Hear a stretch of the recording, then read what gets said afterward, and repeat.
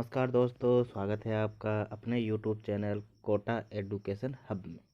ठीक है। जैसा कि आप सबको पता है, हम हमारे यूट्यूब चैनल पर एक शानदार सा पेपर लेके आते हैं, शानदार से क्वेश्चन लेके आते हैं और आपको उसके प्रैक्टिस करवाते हैं। ठीक है, रिवीजन करते हैं, डिटेल में एक एक चीज़ को समझते हैं। ठीक है। इसके लिए आप टीजीटी पीजीटी की तैयारी कर रहे हो, चाहे यूजीसी नेट की तैयारी कर रहे हो, चाहे असिस्टेंट प्रोफेसर की तैयारी कर रहे हो, MP assistant professor, RPSC assistant professor, UP assistant professor, किसी की भी प्रिपरेशन कर रहे हो आप, हम डिटेल में यहाँ पे ऐसे प्रश्न लेके आते हैं जो आपके सबके काम आएंगे, सबके काम आएंगे। ठीक है। और तो आप प्रश्न देखोगे तो पता चल ही जाएगा खुद ब खुद। पहले के जो वीडियो है आपने बहुत ज़्यादा प्यार दिया है उनको, काफ़ी तरह आप समझ रहे हो, उनको शेयर कर रहे हो और कमेंट कर रहे हो, मुझे बड़ा अच्छा लग रहा है बिल्कुल। और आज भी एक शानदार पेपर लेके आया हूँ मैं बिल्कुल, जिसको डिटेल समझेंगे हम, डिटेल से। ठीक है ना, चारों तरफ से उसका देख के और करना शुरू करते हैं। ठीक है, पहला प्रश्न देखते हैं। तो पहला प्रश्न क्या कहता है अपना, साहित्य का अपभ्रंश को पुरानी हिंदी किसने कहा था? साहित्य का अपभ्रंश को पुरानी हिंदी किसने कहा था? रामचंद्र शुक्ल, हजारी प्रसाद द्विवेदी, शिव सिंह सेंगर या फिर राहुल सांकृत्यायन। यहाँ पर सही उत्तर बताना है कि सही उत्तर क्या होगा। अब जो समझदार है, जिन्होंने मतलब एकदम सही जगह से नहीं पढ़ा है, या फिर जो एकदम ये होता है ना लकीर के फकीर टाइप से जो होते हैं, जिन्होंने बस टेलीग्राम से या फिर कोई ऐसे टीचर से पढ़ लिया जो एकदम समझाते नहीं, चीज़ों को सिर्फ रटवाते हैं, तो वो इसका आंसर लगाएंगे, क्या लगाएंगे? चंद्रधर शर्मा गुलेरी। लेकिन चंद्रधर शर्मा गुलेरी तो यहाँ ऑप्शन में है नहीं, तो आप कहोगे बोला डिलीट होगा। बोला कैसे डिलीट होगा यार? चंद्रधर शर्मा गुलेरी के अलावा भी किसी ने एक पुरानी हिंदी कहा था, प्राकृताभास हिंदी कहा था। हिंदी साहित्य के इतिहास में, हिंदी साहित्य का इतिहास किसका है?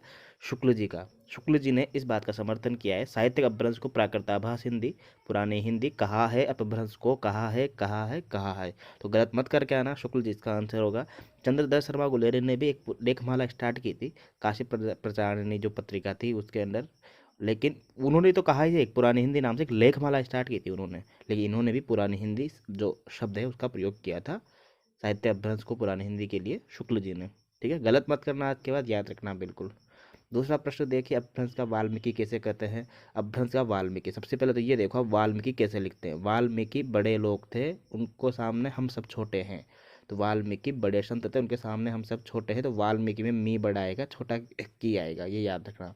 अपभ्रंश के वाल्मीकि, वाल्मीकि क्यों कहेंगे? जिन्होंने, वाल्मीकि ने रामायण लिखी है, मतलब अपभ्रंश में किसी ने रामायण लिखी है। किसने लिखी है अब रामायण? पुष्पदंत ने, धनपाल ने, शीलभद्र सूरी ने, स्वयंभू ने। ये शालीभद्र सूरी होना चाहिए था, लेकिन ये शीलभद्र सूरी लिखा हुआ है। स्वयंभू इसका आंसर होगा। स्वयंभू ने एक रामायण लिखी है, जैन रामायण जिसे बोलते हैं, पवम चरी उसका नाम है। क्या नाम है? पवम चरी। ठीक है। स्वयंभू को रामकुमार वर्मा ने पहला कवि माना है, 693 का समय माना है। हिंदी का पहला महान कवि, हिंदी का पहला बड़ा कवि स्वयंभू को माना गया है। अब आप कहोगे सरहपा को क्या माना गया है?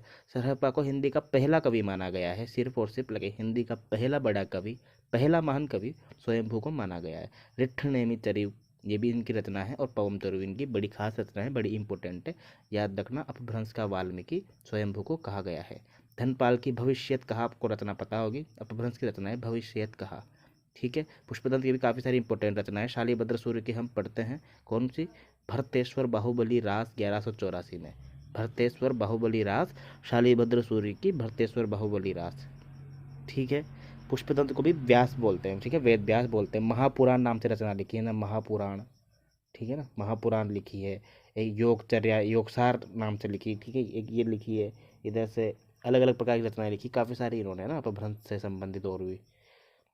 शोरसेनी अपभ्रंश से कौन सी भाषा विकसित हुई है? शोरसेनी अपभ्रंश से कौन सी भाषा विकसित हुई है? पूर्वी हिंदी, बिहारी, पश्चिमी हिंदी या लहेंदा? ठीक है, ये प्रश्न है अपने सामने कि शोरसेनी अपभ्रंश से कौन सी भाषा विकसित हुई है। देखो अलग अलग अपभ्रंश पढ़ते हैं हम, शोरसेनी अपभ्रंश पढ़ते हैं, ठीक है, इसके अलावा हम मागधी पढ़ते हैं, अर्धमागधी पढ़ते हैं, लेकिन यहाँ शोरसेनी अपभ्रंश की बात कर रहे हैं। शोरसेनी अपभ्रंश के अंदर पाँच, पश्चिमी हिंदी, ठीक है, पश्चिमी हिंदी भाषा का विकास हुआ है शोरसेनी अपभ्रंश से। तो याद रखिएगा, गलत मत करना, शोरसेनी अपभ्रंश से पश्चिमी हिंदी का। ठीक है। अगला प्रश्न देखिए,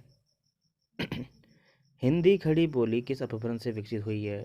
हिंदी खड़ी बोली जाहिर सी बात है पश्चिमी हिंदी की उपबोली है, और पश्चिमी हिंदी शोरसेनी अपभ्रंश की ही उपबोली है, तो इसका आंसर हो जाएगा अपना शोरसेनी अपभ्रंश से हिंदी खड़ी बोली का विकास हुआ है, याद रखिएगा बिल्कुल। पांचवा प्रश्न है, डॉक्टर भोलानाथ तिवारी ने हिंदी भाषा के कितने वर्ग बनाए हैं? डॉक्टर भोलानाथ तिवारी ने क्या, अधिकतर लोगों ने लगभग हिंदी भाषा के 5 ही वर्ग गिनाए हैं। कितने वर्ग गिनाए हैं? 5 वर्ग, याद रखना 5 वर्ग। जैसे मध्य वर्गीय, पूर्व वर्गीय, मध्य पूर्वीय, महाराष्ट्रीय वर्ग, पश्चिमोत्तरी, तो इस टाइप से 5 वर्ग गिनाए, ये याद रखो, 5 वर्ग गिनाए, ये इंपॉर्टेंट है। ठीक है। राष्ट्रभाषा की तुलना में राजभाषा का क्षेत्र कैसा है, ये बताना अपन को। छठे प्रश्न का उत्तर बताना आपको कि राष्ट्रभाषा की तुलना में राजभाषा का क्षेत्र कैसा है। देखो, राष्ट्रभाषा तो पूरे देश की राष्ट्रभाषा होती है, जो हमारा पूरा भारत देश है, ठीक है। लेकिन राजभाषा क्या होती है? राजभाषा अभी तो है नहीं कि राजभाषा सभी ही बोलेंगे, सभी राज्य बोलेंगे एक प्रकार से, नहीं ना। तो क्या होता है ना, जो राजभाषा का जो क्षेत्र है छठे प्रश्न में, वो होगा एक प्रकार से सीमित होगा इसका, बिल्कुल, है ना, क्योंकि एक ऑफिशियल लैंग्वेज होती है एक प्रकार से ये, ठीक है, स्टेट की।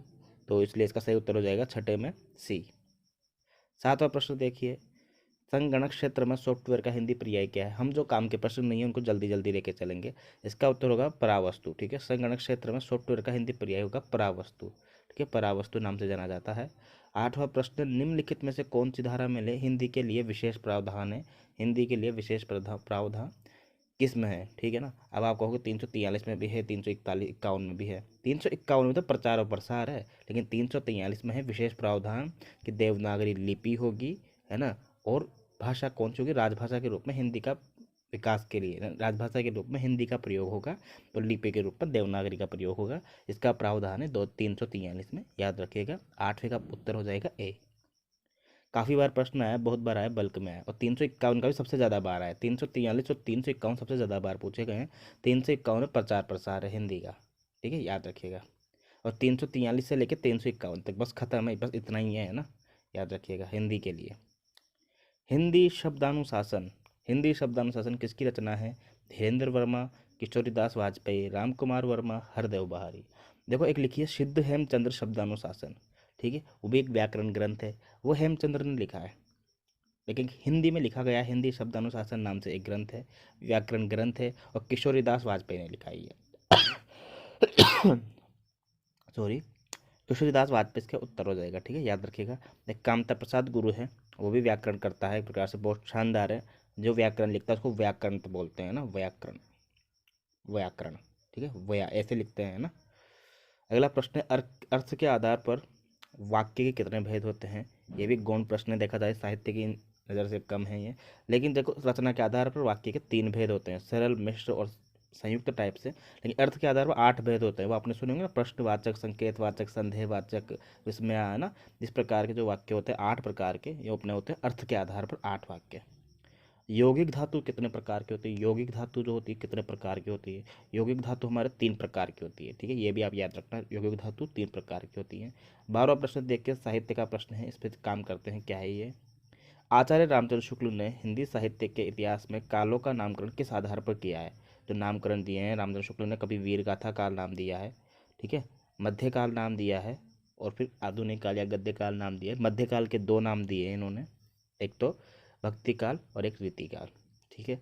आचार्य रामचंद्र शुक्ल वो हैं जिन्होंने वीर गाथा काल का जो वीर गाथा काल नाम दिया आदिकाल को, वो 12 पुस्तकों के आधार पर दिया है, ठीक है। इसमें 4 तो साहित्यिक अपभ्रंश की थी और 8 देश भाषा काव्य की पुस्तकें थी, ये याद रखना आप। 12। अब देखो इसका आंसर क्या होगा, देखते हैं। हिंदी साहित्य के इतिहास में कालों का नामकरण किस अपभ्रंश पे, किस आधार पे किया है? प्रवृत्तियों के आधार पर, परिस्थितियों के आधार पर, कृतियों के आधार पर, या फिर कृतिकारों के आधार पर? देखो, देखो हिंदी साहित्य में जो कालकरण नामकरण किया है ना, वो उनकी कृतियों के आधार पर किया है।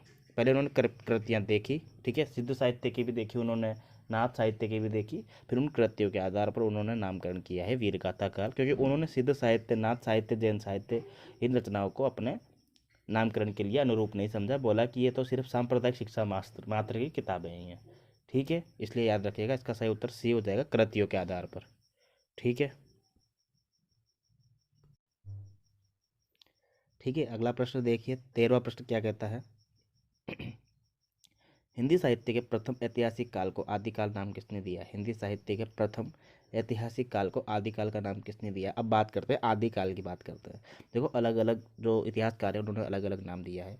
हमने पढ़ा था शुक्ल जी ने जो नाम दिया था, शुक्ल जी ने वो वीर गाथा काल नाम दिया था, ठीक है, इंपॉर्टेंट है, याद रखिएगा आप, ठीक है। मिश्र बंधुओं ने जो नाम दिया था वो प्रारंभिक काल नाम दिया था, ठीक है। अपभ्रंश काल या शून्य काल नाम किसने दिया था? अपभ्रंश काल ठीक है। अपभ्रंश काल नाम दिया था किसने? धीरेन्द्र वर्मा ने और बच्चन सिंह ने। ठीक है। गणपति चंद्रगुप्त ने शून्यकाल, गणपति चंद्रगुप्त ने शून्यकाल नाम दिया था। महावीर प्रसाद द्विवेदी ने, सिर्फ सुनिएगा आप, इंपॉर्टेंट है बहुत ज़्यादा, बीज वपन काल नाम दिया था। महावीर प्रसाद द्विवेदी ने बीज वपन काल नाम दिया था। ठीक है। और एक नाम दिया है अपने आदिकाल नाम से, वो सबसे पहले जो नाम दिया है वो हजारी प्रसाद द्विवेदी ने दिया है, इसलिए सबसे इंपॉर्टेंट हो जाएगा आदिकाल हजारी प्रसाद द्विवेदी। और ये सार्वभौमिक माना गया, मतलब सबसे ज़्यादा। ठीक है ना। हालांकि रामकुमार वर्मा ने जो दिया है सिद्ध सामंत काल या फिर चारण काल, वो भी इम्पोर्टेंट है। ठीक है। क्रिया सर ने भी दिया है चारण काल नाम से, पर ये भी इंपॉर्टेंट है। ठीक है। हजारी प्रसाद द्विवेदी का आदिकाल, तो याद रखिएगा 13वें का आंसर हो जाएगा बी, बहुत इंपॉर्टेंट है। रासो साहित्य मूलतः किस पर केंद्रित है? प्रशंसा पे केंद्रित है, छंद पे, रस पे या रीति पे? सही उत्तर क्या होगा इसका बताना आपको। सही उत्तर होगा इसका प्रशंसा, क्योंकि इसमें क्या होता है ना, अपने लिखा हुआ है साफ साफ, रामचंद्र शुक्ल ने भी लिखा है, नगेंद्र ने भी लिखा है कि अपने आश्रयदाताओं की मुक्त कंठ से प्रशंसा की है इन्होंने, मुक्त कंठ से, है ना। तो उसमें थोड़ा बहुत तो अतिशयोक्ति आई जाती है देखा जाए तो। रासो काव्य के अंदर हम सबसे पहले क्रम से लगाएंगे, तो सबसे पहले हम लगाएंगे कौन सी? दलपति विजय की कौन सी? खुमान रासो। खुमान रासो लगाना। ठीक है। उसके बाद आप किसको लगाओगे? उसके बाद आप लगाना बीसल देव रासो को, फिर परमार रासो को लगाना क्रम से, फिर पृथ्वीराज रासो को लगाना क्रम से, फिर हम्मीर रासो को लगाना क्रम से। ठीक है। फिर उसके बाद आगे आप अन्य रचनाओं को लगाना। नरपति नाहला की हो गई बीसल देव रासो, फिर अपने आरती विजयपाल रासो, याद रखिएगा। खुमान रासो तो हो गई अपने दलपति विजय की, नरपति नाहला की बीसल देव रासो, परमार रासो हो गई जगनीक की, पृथ्वीराज रासो चंद्रवर्धा की, और हम्मीर रासो हो जाएगी सारंगधर की, जो कि हम पढ़ते हैं। ठीक है। और उसके बाद विजयपाल रासो हो जाएगी, नाहला नाम से एक कवि है उनकी। ये क्रम लगाना आप। अगर मान लो कभी क्रम में खुमान रासो सबसे पहले नहीं दिया हो तो खुमान रासो सबसे लास्ट में आ जाएगी, क्योंकि खुमान रासो का जो लेखन काल है, संपादन या जो लिखने का जो समय है, वो कुछ लोग नौवीं शताब्दी 10वीं शताब्दी मानते हैं, और कुछ लोग 17वीं 18वीं शताब्दी मानते हैं। उसका एक विशेष कारण है, क्योंकि खुमान रासो के अंदर कुछ प्रक्षिप्त खंड जोड़े गए हैं, यानी कि उसके अंदर बाद में कुछ चीज़ें जोड़ी गई है, उसके आधार पर उसका लेखन काल क्लियर नहीं हो पा रहा है। इसलिए आप कंफ्यूज मत होना बिल्कुल, बीच में जितनी भी रचना है वो सही है एकदम। ये बीसल देवरासो, परमार या परमार रासो, या फिर जिसे बोलते हैं अपन आलाखंड, ठीक है ना। और ये पृथ्वीराज रासो, फिर हमीर रासो, फिर नाहला की विजयपाल रासो, फिर अंत में खुमान रासो, या सबसे पहले खुमान रासो। अगला प्रश्न देखिए, 15वां प्रश्न क्या कहता है? आदिकाल के कौन से कवि खड़ी बोली हिंदी के प्रथम कवि सिद्ध हुए हैं? चंद बरदाय, नरपति नाला, विद्यापति, अमीर खुसरो। बताइए इसका आंसर क्या होगा। सबको पता है कि अमीर खुसरो ने शुरू प्रथम, यानी कि देखा जाए तो खड़ी बोली हिंदी का जो पुट था, वो खड़ी बोली हिंदी का जो पुट था वो अमीर खुसरो की रचनाओं में हमें देखने को मिल जाया करता था, वो हमें देखने को मिलता था।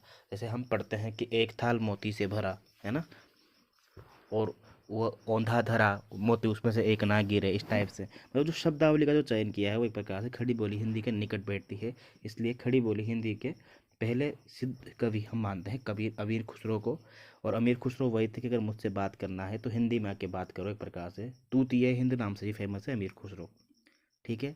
इधर से खजाइन उल्फतू, तुगलकनामा, मिक्ताय उल्फतू, काफ़ी सारी रचनाएं जो उनकी फेमस है, जो कि हमें इंपॉर्टेंट और पढ़नी है एग्जाम के अनुसार।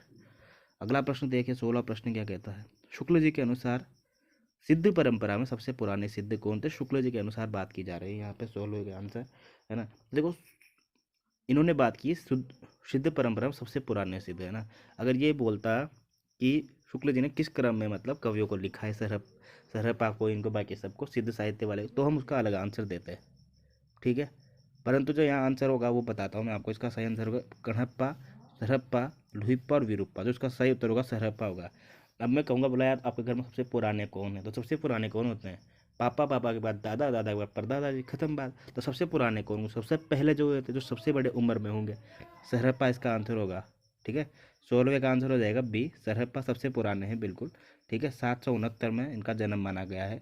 राहुल सांकृत्यायन ने इनको पहला सिद्ध माना है और पहला हिंदी का कवि भी माना है इनको। जब क्रम की बात करेंगे हम, तो क्रम में सबसे पहले सरहपा आएंगे, फिर शबरपा आएंगे, सरहपा की स्थिति से शबरपा, फिर लुईपा आएंगे, और फिर लुईपा से एक क्रम बनता जाएगा। जबकि शुक्ल जी ने लुईपा को सबसे पहले लिखा है। क्यों लिखा है इसका कारण बताता हूँ आपको मैं। और सरहपा को 6 नंबर पर रखा है। लुईपा सबसे ज़्यादा फेमस हुए थे, सबसे ज़्यादा ज्ञानी थे, सबसे ज़्यादा समझदार थे, और सबसे ज़्यादा जो नाम था वो लुईपा का था। लुईपा के कहने पे जो उड़ीसा के राजा थे वो भी इनके आगे मतलब झुक गए थे, और इनकी मतलब वो शरण में आ गए थे लुईपा की। इस कारण से लुईपा से शुरू किया है शुक्ल जी ने, लेकिन सबसे पुराने सिद्ध तो वही होंगे जो सबसे बड़े होंगे। सरहपा इसका आंसर होगा। दोहा कोसो चर्यापद का जो लिखा है मतलब दोहा कोह चर्या पदनाम में जो रचनाएं हैं वो अपने सरहपा की हैं। ठीक है। और आपको पता होगा कि हरप्रसाद शास्त्री ने बौद्ध गान और साहित्य है ना, बौद्ध गान और सिद्ध नाम से इनकी रचनाओं का संपादन किया है, सिद्ध साहित्य की रचनाओं का हरप्रसाद शास्त्री ने। बहुत इंपॉर्टेंट नाम है ये, बहुत बार पूछा गया है हरप्रसाद शास्त्री वाला। ठीक है। कणप्पा वो है जिन्होंने सबसे ज़्यादा रचनाएं लिखी है सिद्ध साहित्य के अंदर। अगला प्रश्न देखो, निम्नलिखित में से हिंदी के प्रथम उपन्यास के रूप में नहीं हुई है। हिंदी के एक उपन्यास, किस उपन्यास की चर्चा हिंदी के प्रथम उपन्यास के रूप में नहीं हुई है। देखो आपको पता है कि हिंदी में बहुत सारे उपन्यास हैं जिनको पहले उपन्यास होने की कोटि में रखा जाता है कहीं ना कहीं। वो तो बात मानी कि रूढ़ हो गया है परीक्षा गुरु कि 1982 में लिखा गया, 1882 में लिखा गया लाला श्रीनिवास के द्वारा। तो इसका माना जाता है कि ये अपना हिंदी का पहला उपन्यास है शुक्ल जी के द्वारा। परंतु इसने पूछा कि कौन सा नहीं है। देखो भाग्यवती जो कि 77 में लिखा गया है, ठीक है, इसको भी अपन पहले उपन्यास की श्रेणी में रखते हैं। पहला उपन्यास मतलब उस समय के आसपास लिखा गया जो पहले उपन्यास की सीमा में आते हैं। देवरानी जेठानी कहानी भी आता है, लेकिन चंद्रकांता काफ़ी बाद लिखा गया, काफ़ी बाद में, जबकि जब तक अच्छे खासे उपन्यास लिखे जा चुके थे। ये 96 के आसपास लिखा गया था, 1896 के आसपास। और ये किनका है ये चंद्रकांता, किसका है ये देवकी नारायण खत्री का है ना, देवकी नारायण खत्री का है ये। और ऐसा तिलस्म उपन्यास है कि इसके लिए कहा जाता है कि हजारों हजारों लोगों ने इसको पढ़ने के लिए, इसको समझने के लिए हिंदी सीखी थी एक प्रकार से। तो बहुत बड़ा एकदम बहुत विख्यात उपन्यास है ये चंद्रकांता, याद रखिएगा। चंद्रकांता के बाद चंद्रकांता संतति भी लिखा है इन्होंने, मतलब इसके जैसा और लिखने के लिए बहुत बढ़िया बढ़िया उपन्यास लिखने का प्रयास किया। पर चंद्रकांता को जो ख्याति प्राप्त हुई है वो किसी और उपन्यास को प्राप्त नहीं हुई है। ठीक है, याद रखिएगा बिल्कुल। लाला श्रीनिवास दास का परीक्षा गुरु हो गया। ठीक है। इसके अलावा भाग्यवती हो जाएगा अपना, देवदानी जेठानी की कहानी हो जाएगा, और चंद्रगुप्त जो होगा चंद्रकांत इसका सही उत्तर हो जाएगा। ठीक है। अगला प्रश्न देखिए, प्रेमचंद के किस उपन्यास में अनमेल विवाह की समस्या केंद्र में है। प्रेमचंद के उपन्यास और प्रेमचंद के उपन्यासों की जो कथा वस्तु है बहुत इंपॉर्टेंट है कि किस उपन्यास में किस प्रकार की कथा वस्तु लाई गई है, क्या क्या उत्तर होगा इस प्रकार से। ठीक है। तो हम पढ़ते हैं सेवा सदन, जो पढ़ते हैं सेवा सदन मतलब एक प्रकार से क्या हो जाएगा, जो वेश्या समस्या है ना, सेवा सदन यानी कि बाजार हुस्न इसका नाम है, उसका चित्रण किया गया है। तो अनमेल विवाह होने से रहा है। तो प्रेमा, ठीक है, प्रेमा जो है ये भी प्रकार विधवा विवाह से संबंधित है। और कायाकल्प जो है, कायाकल्प नाम से पता चल रहा है, ऐसा लग रहा है जादू टोने से संबंधित है काया वगैरह।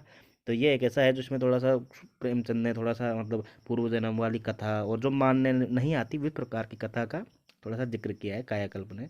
अब बचता अपना सही उत्तर, तो वो होगा हमारा निर्मला। ठीक है, निर्मला सही उत्तर होगा अनमेल विवाह से संबंधित। और अनमेल विवाह की जो समस्या है उत्पन्न क्यों होगी ये बताओ। दहेज के कारण। तो सबसे पहले दहेज मूल है मतलब देखा जाए तो, लेकिन इसके लिए एक रूढ़ हो गया है शब्द अनमेल विवाह, इसलिए सही उत्तर हो जाएगा 18 में बी। 19वां प्रश्न देखिए, निम्नलिखित में से किस उपन्यास में सांप्रदायिकता की समस्या है। सांप्रदायिकता की समस्या निम्नलिखित में से किस उपन्यास में है। उपन्यासिक केंद्र में सांप्रदायिकता की समस्या है। ठीक है, देखते हैं। राग दरबारी 1968 में लिखा गया उपन्यास है ये, श्रीलाल शुक्ल का व्यंग्यकारी उपन्यास है। देखा जाए तो एक प्रकार से गाँव का चित्रण किया गया शिवपालगंज का। ठीक है, इसमें कोई सांप्रदायिक वाला विशेष नहीं है। ठीक है। जिंदगी नामा, जिंदगी नामा में थोड़ा बहुत सांप्रदायिक दिखता है, लेकिन खास करके इसमें पंजाब की पृष्ठभूमि को उजागर किया गया है, पंजाब की पृष्ठभूमि को लाया गया है इसके अंतर्गत। 1900 का जो अपना सही उत्तर जो होगा वो होगा तमस, क्योंकि तमस जो उपन्यास है इसमें बड़े रूप में बड़े स्तर पर सांप्रदायिक और विभाजन की त्रासदी को उभारा गया है। जबकि जिंदगी नामा में सिर्फ थोड़ी बहुत विभाजन की त्रासदी दिखाई गई है और पंजाब की पृष्ठभूमि को मद्देनजर रखा हुआ है।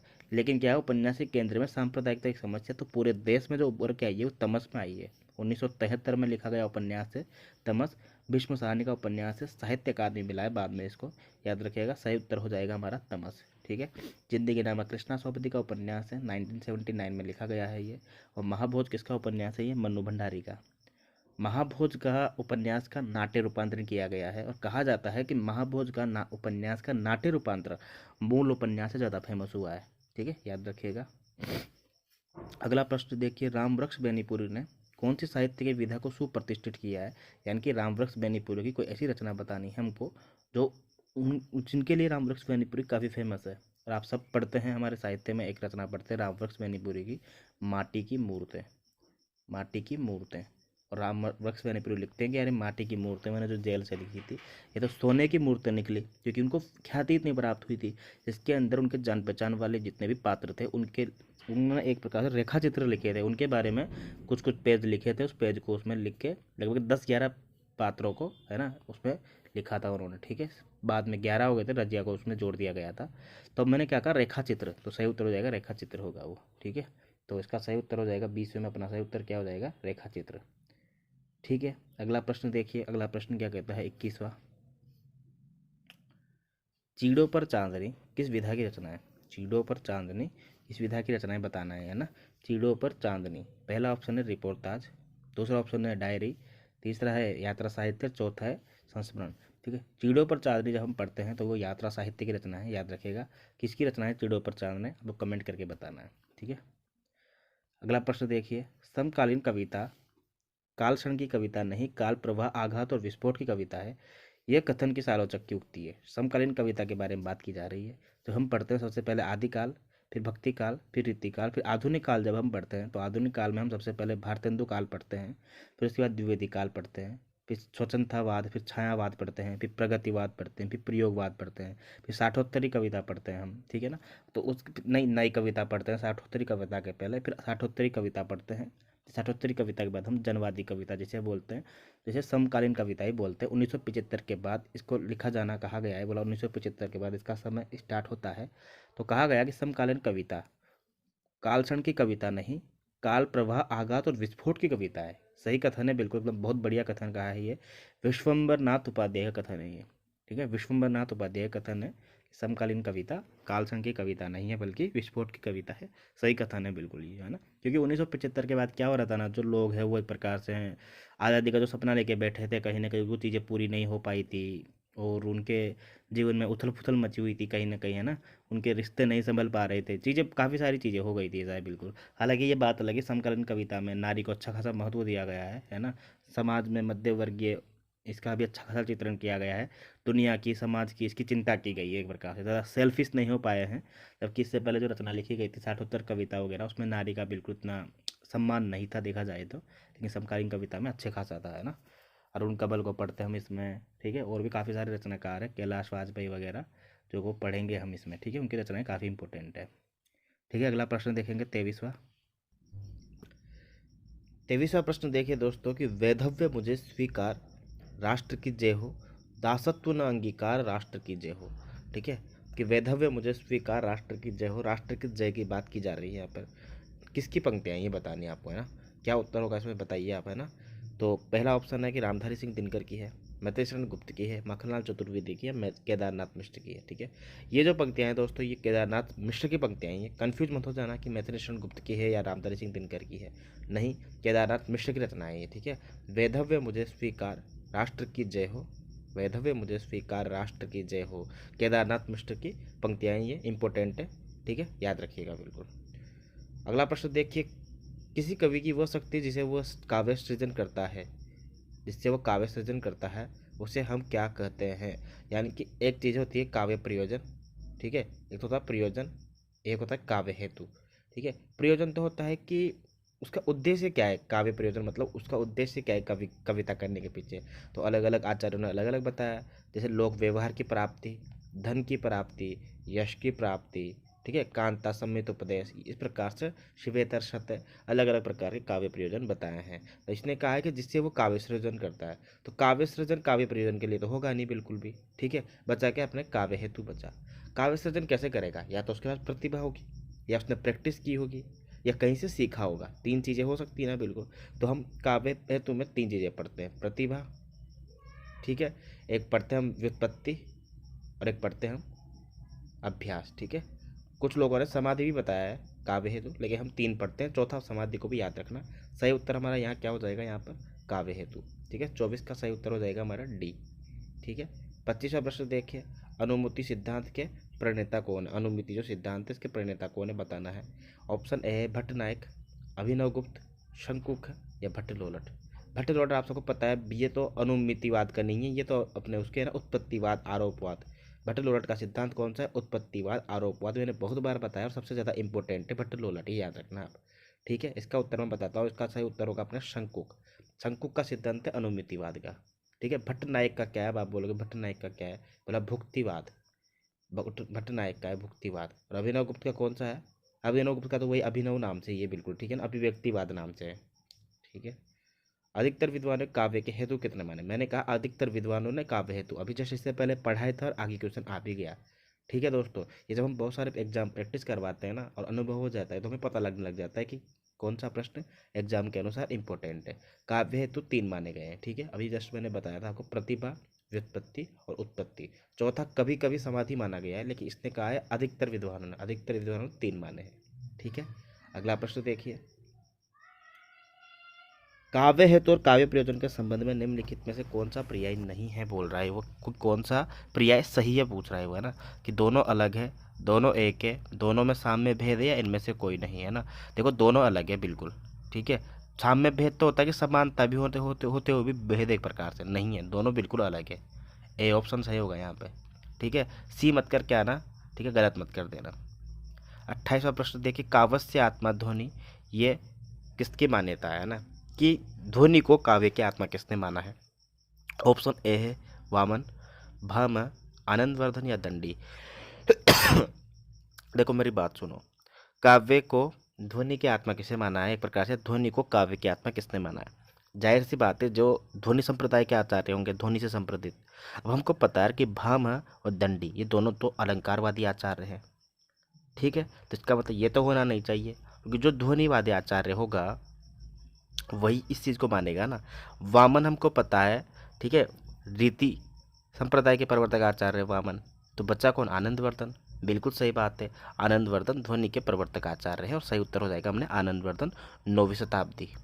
ठीक है, याद रखना, ध्वनि और लोक नाम की इनकी फेमस किताब भी है, पुस्तक है, बहुत इंपॉर्टेंट है, बहुत बार एग्जाम में पूछी गई है। 28 का सही उत्तर हो जाएगा सी।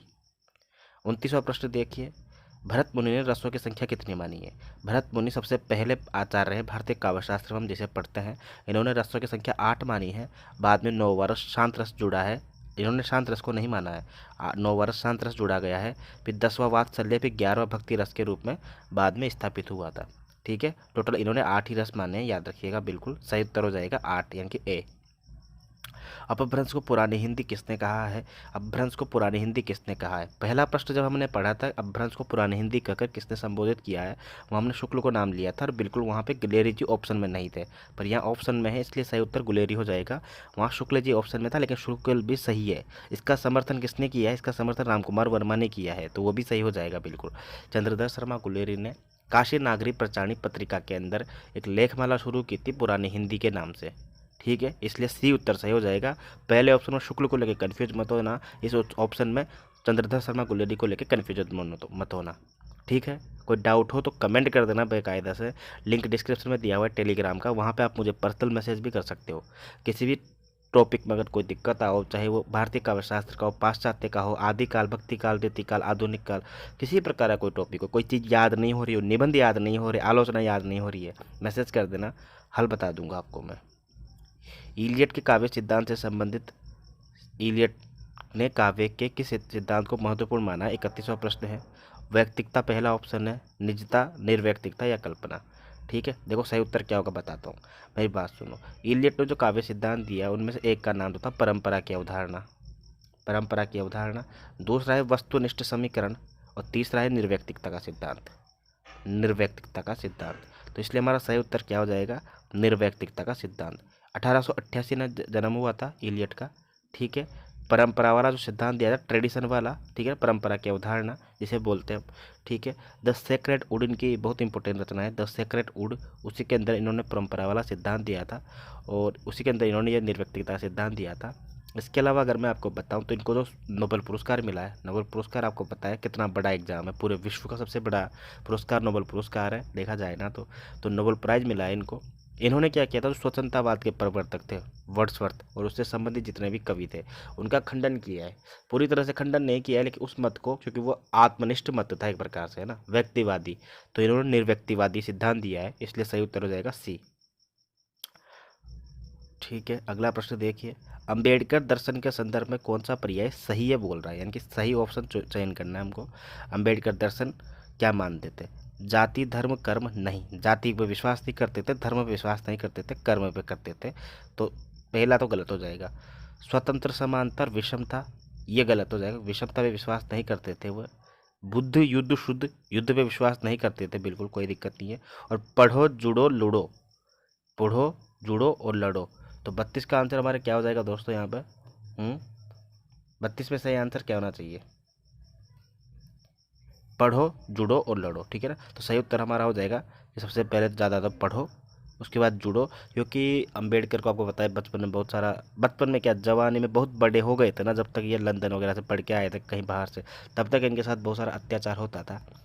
इनकी माँ ने एक ही बात कही थी जब ये बचपन में स्कूल जाते थे उस टाइम पे, क्योंकि उस टाइम पे दलित समाज का कोई बच्चा स्कूल जाए ऐसा होता ही नहीं था, पर इनके पिता सूबेदार थे, अच्छी खासी पोस्ट पे थे, तो इनका स्कूल जाना बनता था। तो इनकी माँ ने एक ही बात कही थी, बेटा कभी लड़ाई मत करना, है ना, तो सिर्फ पढ़कर ही अपने आप में जीत सकता है, अपने समाज में आगे निकल सकता है, पढ़ाई के अलावा कोई ऑप्शन नहीं है।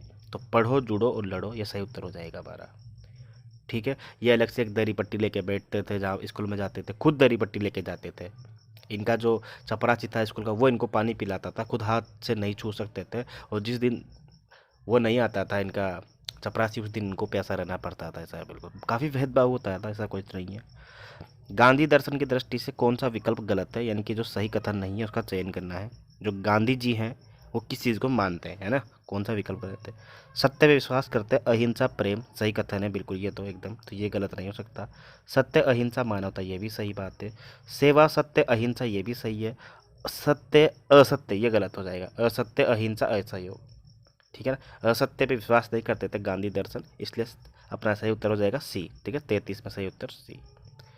भारत में अल्पसंख्यक विमर्श का मूल आधार क्या है? भारत में अल्पसंख्यक विमर्श का मूल आधार क्या है, बताइए। जो अल्पसंख्यक लोग हैं उनका मूल विमर्श का मूल आधार क्या है, बताइए। पहला ऑप्शन है अर्थ, जाति, धर्म या प्रांत, ठीक है। अल्पसंख्यक होते हैं धर्म, ठीक है, उनका मूल आधार है धर्म, जैसे कि सिख हो गए, मुसलमान हो गए, इस टाइप से। मुक्तिबोध किस मातृभाषा के कवि हैं? ठीक है, बहुत इंपॉर्टेंट प्रश्न है दोस्तों ये, है ना, आपके लिए काफ़ी नया होगा ये। अब आपको लगता होगा हम खड़ी बोली हिंदी में पढ़ते तो हिंदी क्यों होंगे, लेकिन हिंदी ऑप्शन में ही नहीं दिया, बताओ अब।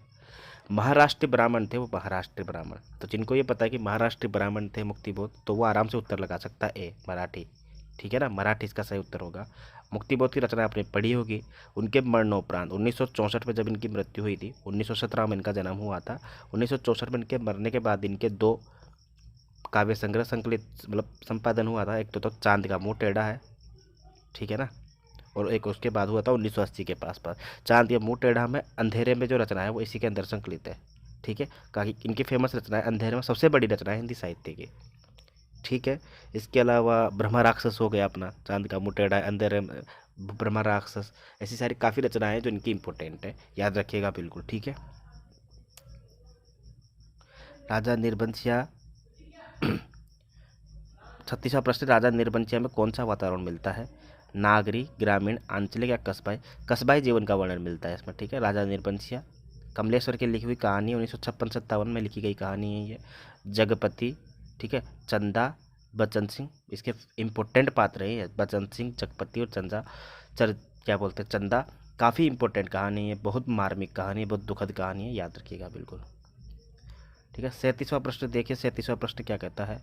अंधेर नगरी में राजा को कितने पट बताया है? अंधेर नगरी के राजा को 4 पट बताया है, ठीक है। अंधेर नगरी जो कि 1881 में लिखा हुआ नाटक है एक प्रकार से ये, ठीक है, एक प्रकार प्रहसन है ये, प्रहसन, ठीक है, याद रखिए। 6 अंक है इसके अंदर। भारतेंदु हरिश्चंद्र का नाटक है ये। भारतेंदु हरिश्चंद्र के नाटक हम देखते हैं, तो सबसे पहले वैदिक हिंसा न हिंसा भवति, विशस्य विस्मोदनम, ठीक है, श्री चंद्रावली, सती प्रताप और अंधेर नगरी, भारत दुर्दशा, ये इंपॉर्टेंट नाटक है इनके, ठीक है। भाई कुछ अनुदित भी है, जैसे विद्याधर, क्या बोलते हैं, विद्या सुंदरी, ठीक है, और भी जैसे सत्य हरिश्चंद्र हो गया, ठीक है, पाखंड विडम्बन हो गया, ठीक है, धनंजय हो गया, तो याद रखिएगा बिल्कुल इंपॉर्टेंट है। भारतेंदु से प्रश्न न आए ऐसा कभी नहीं होता।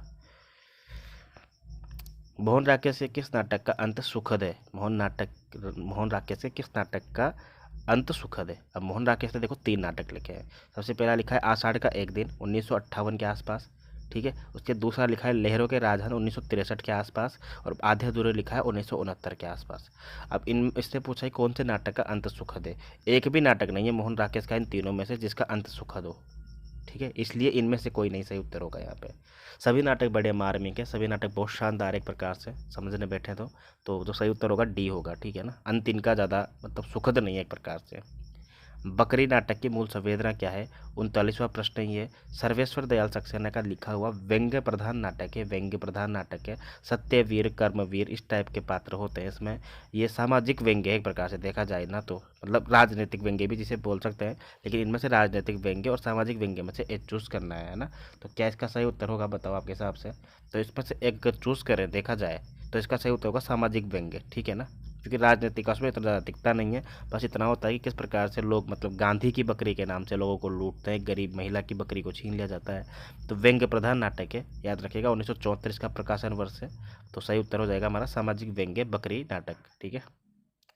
आगरा बाजार के रचयिता कौन है। आगरा बाजार हबीब तनवीर का लिखा हुआ नाटक है, याद रखना। आगरा बाजार हबीब तनवीर 1954 में ये खेला गया था। 2004 में इसका पहली बार प्रकाशन हुआ था, याद रखिएगा 1954, याद रखिएगा। आगरा बाजार।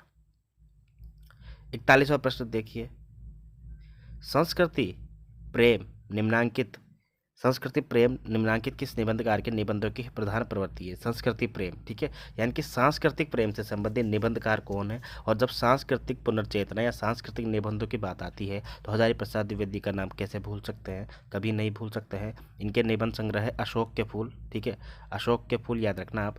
कल्पलता 1952 में याद रखना। विचार वितर्क विचार प्रवाह याद रखना। इसके बाद अपन याद रखेंगे इनका अपन कुटज कुटज जरूर याद रखना 1964 में। आलोक पर्व 1972 में जिसको साहित्य अकादमी मिला है, तो ये जरूर याद रखना, ठीक है। आलोक पर्व वगैरह हो गए, ये बहुत इंपॉर्टेंट है। अशोक के फूल, कल्पलता, विचार वितर्क विचार प्रवाह, आलोक पर्व, कुटज। अगला प्रश्न देखिए, बाकी नाखून क्यों बढ़ते हैं, ये यूजीसी नेट के सिलेबस में लगा हुआ है और कहीं कहीं एग्जाम में पूछा गया नाखून क्यों बढ़ते हैं। कल्पलता में वो संकलित है, वो कल्पलता में, ठीक है। अगला प्रश्न देखिए, 42वें प्रश्न का क्या उत्तर होगा कि बेजू माया का बेजू कौन था, है ना। बेजू माया का बेजू कौन था। तो देखो बेजू माया का बेजू जो था वो चोर था, चोर, ठीक है ना।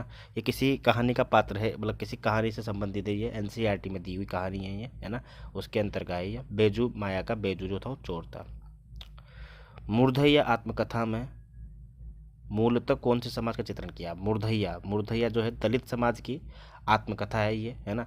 दलित समाज की देखा जाए तो, और ये अपने किसकी है, तुलसी राम की, है ना। मूर्धैया जो है तुलसी राम की आत्मकथा है, दलित आत्मकथा है ये। तो दलित आंसर हो जाएगा इसका, दलित समाज का। 2010 प्रकाशन वर्ष है इसका।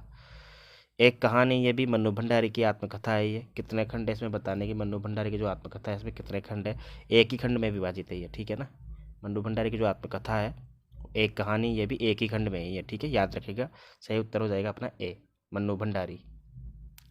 आवारा मसीहा में विष्णु प्रभाकर जी कितने सालों में लिखा गया। आवारा मसीहा को विष्णु प्रभाकर ने कितने सालों में लिखा है, इसमें से बताना है।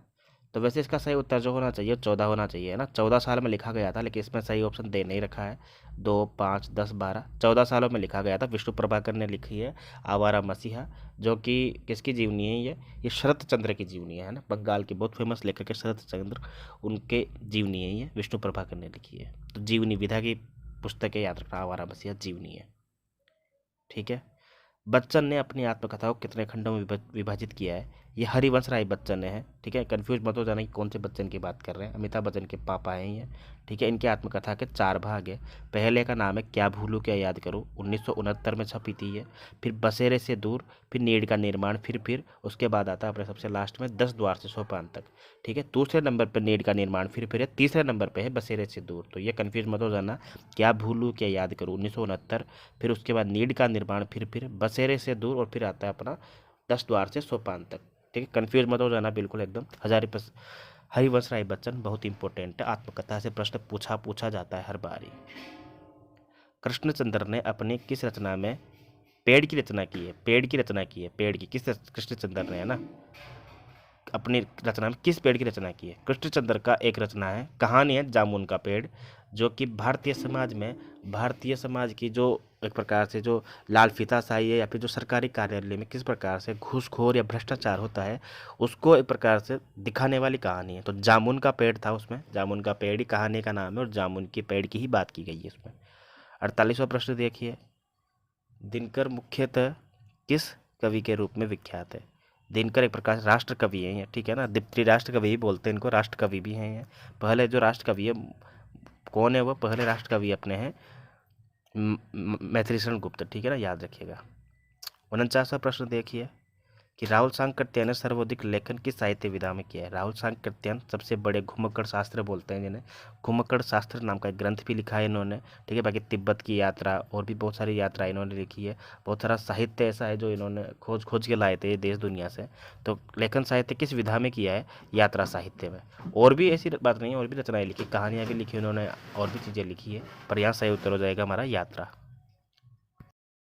50वां प्रश्न देख लेते हैं दोस्तों। 50वां प्रश्न कहता है, आप हुदरी के संदर्भ में निम्नलिखित में से कौन सा विकल्प सही है? आप हुदरी, ठीक है। ए ऑप्शन है मनु भंडारी, मैत्रेय पुष्पा, प्रभा खेतान या रमणिका गुप्ता। सबसे पहले तो आपको पता होना चाहिए आप हुदरी है क्या, है ना। आप हुदरी एक पंजाबी भाषा का शब्द है और इसके ऊपर एक आत्मकथा लिखी गई है। शब्द के ऊपर नहीं, आप हुदरी के नाम से आत्मकथा। किसने लिखी आत्मकथा? जिसने हाथ से नाम से भी एक आत्मकथा लिखी है, हाथ से, ये भी इसकी आत्मकथा है, ठीक है। दोनों आत्मकथाएं किसने लिखी है? रमणिका गुप्ता ने, रमणिका गुप्ता ने, ठीक है। 2 खंडों में है वो, तो याद रखा। इसका आंसर क्या हो जाएगा? डी हो जाएगा इसका आंसर। आप उधर एक प्रकार से बेबाक लड़की की आत्मकथा है देखा जाए ना, तो जिसने मतलब अपने बचपन में होने वाले या फिर सेक्सुअल हरेसमेंट से संबंधित जितनी भी चीज़ें थी वो लिखा है, और अपनी आत्मकथा को काफ़ी ज़्यादा मतलब ईमानदारी के साथ लिखा है। एक बात याद रखना, जीवन में कभी भी कुछ ऐसा काम मत करना बचपन में या फिर जवानी में कि बाद में जाके कोई उसकी आत्मकथा लिखेगा आपकी, तो फिर आप भी बदनाम हो जाओ इन फ्यूचर, ऐसा है बिल्कुल, है ना, याद रखना। 51वां प्रश्न देखो, सुधामुखी के विहि निर्बल बाला, ठीक है। यहाँ पे सुधामुख की बात कर रहा, अमृत जैसे मुख वाली निर्मल बालाओं की बात की जा रही है। ये पंक्तियाँ किसकी है? अपने श्रृंगारी कवि के नाम से फेमस है ये, श्रृंगारी कवि, श्रृंगारी कवि। और इनको विद्यापति कहते हैं, ठीक है। विद्यापति वही है जिन्होंने पदावली, कीर्ति लता, कीर्ति पताका नाम से रचनाएं की है। तहसील बनना, सब्जन मिठा वाली पंक्तियाँ इन्होंने लिखी है कि तहसील भाषा से संबंध अच्छी पंक्तियाँ कभी कुछ हो नहीं सकती, ये पंक्तियाँ भी इनकी है। अपभ्रंश, अवहट, मैथिली सब में रचना की है। मैथिल कोकिल भी कहा जाता है इनको, मैथिल कोकिल, ठीक है, याद रखना। संस्कृत में भी रचना की है इन्होंने, पुरुष परीक्षा जैसी रचनाएं संस्कृत में भी लिखी है, ठीक है। वय संधि, पुरुष परीक्षा, इस टाइप से, है ना। अगला प्रश्न देखो आप, गोरख जगाए जोग भक्ति भगाए लोग, किसने कहा था? ये पंक्तियाँ किसकी है? सूरदास, तुलसीदास, जयदेव, गोरखनाथ। देखो ये पंक्तियाँ कवितावली से ली गई है, और कवितावली आपको पता है किसने लिखी है? तुलसीदास ने लिखी है। कब लिखी थी ये? क्योंकि इनको जब पता था कि गोरखनाथ जी ने जो योग मार्ग का संदेश दिया है, यानी कि जो एक प्रकार से कुंडलिनी वाला, ठीक है ना, कुंडलिनी थी यहाँ पे, कुंडलिनी जागृत करके ईश्वर की प्राप्ति थी, तो एक आम आदमी के वश की बात नहीं थी ये सब करना। तो इसलिए कहा गया है कि गोरख ने योग का पंथ देकर एक प्रकार से लोगों के मन में से भक्ति भगा दी एक प्रकार से, है ना। गोरखनाथ वही है, नाथ संप्रदाय के प्रवर्तक है ये, और नाथ संप्रदाय नाम से एक फेमस किताब लिखी है, वो किसने लिखी है? हजारी प्रसाद द्विवेदी ने लिखी है, ठीक है। किसने लिखी है? हजारी प्रसाद द्विवेदी ने, याद रखिएगा। नाथ पंथ को या नाथ संप्रदाय को संत मत, सिद्ध मत के नाम से भी जानते हैं, सिद्ध मार्ग के नाम से भी जानते हैं, सिद्ध मार्ग। फिर यूँ मत कह देना कि यार सिद्ध मत सिद्ध मार्ग तो सिद्ध संप्रदाय को मानते हैं, नहीं, नाथ संप्रदाय का ही दूसरा नाम है सिद्ध मत या सिद्ध मार्ग, है ना। रासो साहित्य की भाषा क्या है? रासो साहित्य की भाषा का प्रश्न है यहाँ पे। ऑप्शन ए है राजस्थानी, ब्रज भाषा, मेवाती या डिंगल भाषा, ठीक है। अब हमको पता है कि रासो साहित्य उसमें राजस्थान में भी मिलती है, हल्की ब्रज भाषा भी मिलती है, अपभ्रंश और अवहट का भी थोड़ा सा पुट देखने को मिलता है। तो देखो क्या होता है ना, जब राजस्थानी के साथ अगर जब हम अपभ्रंश या अवहट का मिश्रण कर देते हैं तो बन जाती है डिंगल भाषा, और अगर राजस्थानी के साथ अगर हम ब्रज भाषा का मिक्सअप कर देते हैं तो बन जाती है पिंगल भाषा। अब कहने को तो डिंगल और पिंगल काव्य की शैलियाँ कहते हैं, काव्य की शैलियाँ हैं, यानी काव्य लिखने के लिए एक विशेष शैली है ना। तो यहाँ पे पूछा है कि भाषा क्या है, तो भाषा के लिए सही उत्तर जो होगा डिंगल भाषा ही होगा यहाँ पे, ठीक है। डी इसका सही उत्तर हो जाएगा, रासो साहित्य की। सिर्फ और सिर्फ पृथ्वीराज रासो है जिसमें पिंगल भाषा का थोड़ा सा प्रयोग हुआ है अच्छी मात्रा में, लेकिन अधिकांश जो रासो साहित्य है वो डिंगल भाषा में लिखा गया है। और आपको पता होगा कौन कौन सा साहित्य लिखा गया है। खुमान रासो, ठीक है, दलपति विजय का।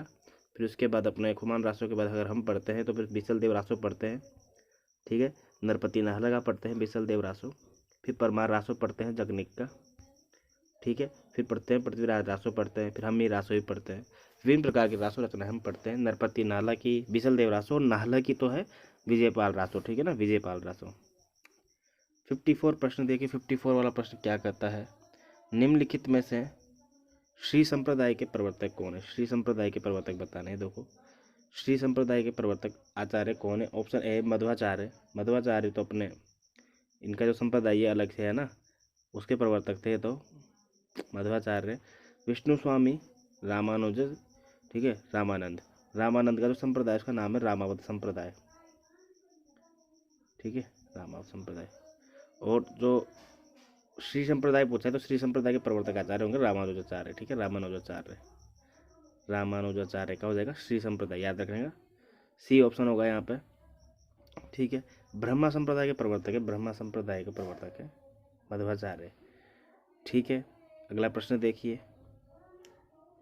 पुष्टि मार्ग के संस्थापक कौन है। पुष्टि मार्ग के संस्थापक कौन है। इसके बाद अगला प्रश्न देखिए, 55वां प्रश्न क्या कहता है। इसमें जो विष्णु स्वामी है ना, विष्णु स्वामी का एक संप्रदाय है रुद्र संप्रदाय नाम से, ठीक है। मध्वाचार्य का एक संप्रदाय से महाधु संप्रदाय भी बोलते हैं, माधु संप्रदाय है ना। और सही उत्तर तो रामानुज हो ही जाएगा, ठीक है। रामानुजाचार्य अलग है ना, रामानंद अलग है। अगला प्रश्न देखिए, पुष्टि मार्ग के संस्थापक कौन है। देखो रामानुज के बाद जब 14वीं पीढ़ी आती है ना, तब जाके रामानंद का मतलब रामानंद आते हैं। और रामानंद के 12 शिष्य हैं जिसके अंदर हम कबीर को पढ़ते हैं। तो समझ लीजिए अब रामानुजाचार्य तो कितने पहले हो चुके थे, है ना। अगला प्रश्न देखिए आप कि पुष्टि मार्ग के संस्थापक कौन है। पुष्टि मार्ग के संस्थापक कौन है। पुष्टि मार्ग के संस्थापक कौन है ना। प्रश्न है विठलनाथ, परमानंद दास, नंददास और वल्लभाचार्य, ठीक है। आसान प्रश्न है। जब हम भक्ति साहित्य पढ़ते हैं, भक्ति साहित्य में हम जब कृष्ण साहित्य पढ़ते हैं वहाँ हम वल्लभाचार्य का नाम पढ़ते हैं। और वल्लभाचार्य के जो थे वो पुष्टि मार्ग के संस्थापक थे, ठीक है ना। और एक पंक्ति है कि पुष्टि मार्ग का जहाँ जात है जो कुछ लेना हो ले लो, एक प्रकार से ये पंक्तियाँ जो है वो सूरदास के लिए कही गई है। वो सूरदास के लिए कही है। किसने कही है। विठलनाथ ने कही है। विठलनाथ कौन थे। वल्लभाचार्य के पुत्र थे वो, है ना, वल्लभाचार्य के पुत्र थे। और 4 शिष्य जो थे वो 4 शिष्य जो थे वो वल्लभाचार्य के थे। और 4 शिष्य जो थे वो विठलनाथ के थे। और 4 और 4 8 मिला के अष्टछाप के कवि, मतलब एक प्रकार से अष्टछाप के जो कवि थे वो इनके 8 शिष्य थे, ठीक है। इसमें परमानंद दास भी थे, नंददास भी थे। अगला प्रश्न देखो, निम्नलिखित में से कौन सतसईकार नहीं है, यानी कि जिसने सतसई की रचना नहीं की है, ये बताना है अपन को, ठीक है। बिहारी ने लिखी है क्या। बिहारी, हाँ, सतसई लिखी है, बिहारी सतसई लिखी है। वृंद ने लिखी है कि वृंद सतसई लिखी है, बिल्कुल, ठीक है। मतीराम ने भी लिखी है, कोई दिक्कत नहीं है, ठीक है। घनानंद ने नहीं लिखी है ना, सतसई नाम से कोई रचना नहीं लिखी है। रीति मुक्त कविता के प्रतिनिधि कवि कहे जा सकते हैं घनानंद, है ना। बहुत शानदार कविता और सवैया लिखते थे। तो सही उत्तर हो जाएगा घनानंद। अगला प्रश्न देखिए, 57वां प्रश्न क्या कहता है कि कामायनी के संदर्भ में कौन सा वर्ग सही है। पूछ रहा है यहाँ पे, चिंता, काम, श्रद्धा, आशा। चिंता, आशा, काम, श्रद्धा। आशा, श्रद्धा, काम, चिंता। चिंता, आशा, श्रद्धा, काम, ठीक है। हमको पता है कि यार कामायनी, ठीक है, जयशंकर प्रसाद की 1935 में प्रकाशित एक बहुत शानदार कृति है। छायावाद की प्रतिनिधि रचनाओं में से एक मानी जाती है। 15 सर्ग है इसके अंदर, है ना। कितने सर्ग है। 15 सर्ग है ना। इसका क्रम क्या होगा। चिंता, आशा, चिंता, आशा, श्रद्धा, ठीक है, काम, वासना, लज्जा, ठीक है। तो चिंता, आशा, श्रद्धा, काम, वासना, लज्जा। तो चिंता, आशा, श्रद्धा तो ये हो गया अपना। तो चिंता, आशा, श्रद्धा, काम, काम, वासना, लज्जा, कर्म, ठीक है, ये कर्म। फिर ईर्ष्या, फिर ईड़ा, ठीक है। ईर्ष्या और ईड़ा में ईर्ष्या पहले आएगा, क्योंकि ईर्ष्या क्या होता है ना, बड़ी होती है एक प्रकार से। ईर्ष्या में बड़ी ई की मात्रा भी आती है। तो ईर्ष्या, ईड़ा। स्वप्न में संघर्ष, यानी कि फिर स्वप्न पहले आएगा, फिर संघर्ष आएगा। स्वप्न में संघर्ष, फिर निद्रा आएगा, यानी कि न से निर्वेद, द से दर्शन, आ से रहस्य और ए से आनंद। चिंता से लेके आनंद तक का सफर है ये, ठीक है। हो गया 15 सर्ग। सही उत्तर हो जाएगा डी। पंत जी को किस रचना के लिए ज्ञानपीठ पुरस्कार मिला है। पंत जी को किस रचना के लिए ज्ञानपीठ पुरस्कार मिला है। इसका सही उत्तर क्या होगा। ए लोकायतन, बी गुंजन, या सी पल्लव, या डी वीणा, है ना। क्या होगा इसका सही उत्तर? लोकायतन होगा। ठीक है, लोकायतन के लिए पंत जी को, सुमित्रानंद पंत की बात की जा रही है, उनको ज्ञानपीठ पुरस्कार मिला है, याद रखिएगा, लोकायतन रचना के लिए। ठीक है, 1964 के आसपास इसका प्रकाशन वर्ष है, याद रखिएगा। 59वां प्रश्न देखिए, 59वां प्रश्न क्या कहता है? दिनकर कौन सा पुरस्कार पाने वाले हिंदी के दूसरे कवि हैं? कौन सा पुरस्कार पाने वाले? ठीक है, अब जब हमको पता है यार, मूर्ति देवी, इसको कैंसिल कर देते हैं, नोबेल पुरस्कार तो आपको पता है, भारतीय साहित्य में, लिटरेचर में, साहित्य में सिर्फ एक आदमी को मिला है। किनको मिला है? रविंद्रनाथ टैगोर को मिला है 1911-13 के आसपास। ठीक है, गीतांजलि के लिए। तो इसका मतलब डी और सी तो होने से रहे। ठीक है, बच्चा कौन सा? ज्ञानपीठ और साहित्य अकादमी। अब इसने कहा हिंदी के दूसरे कवि। अब हमको पता है पहले कवि जो थे साहित्य अकादमी के लिए, तो वो थे माखनलाल चतुर्वेदी को हिम तरंगिणी के, नहीं हिम किरीटिनी के लिए, है ना, हिम किरीटिनी के लिए, हिम किरीटिनी के, सॉरी, हिम तरंगिणी के लिए उनको साहित्य अकादमी दिया गया था। कैसे याद रखेंगे? हिम तरंगिणी और हिम किरीटिनी एक रचना है इनकी, है ना, टी से तरंगिणी, कैसे किरीटिनी। ठीक है, अब देखो कैसे किरीटिनी तो पहले आती है, टी से तरंगिणी बाद में आती, तो बाद वाली रचना को साहित्य अकादमी दिया है। तो पहले जो रचनाकार थे माखनलाल चतुर्वेदी थे साहित्य अकादमी प्राप्त करने वाले, और दूसरे जो रचनाकार है जिनकी रचना को साहित्य अकादमी मिला है वो है वासुदेव शरण अग्रवाल, जिनकी पद्मावत की संजीवनी टीका को क्या मिला है? साहित्य अकादमी मिला है। पद्मावत की संजीवनी टीका को साहित्य अकादमी मिला है। तो मतलब दूसरे दिनकर भी नहीं है, बचा क्या आंसर अपना? ज्ञानपीठ। ठीक है, दिनकर की रचना है उर्वशी नाम से। ठीक है, उर्वशी एक चंपू काव्य भी है, देखा जाए तो पहले लिखा गया है वो।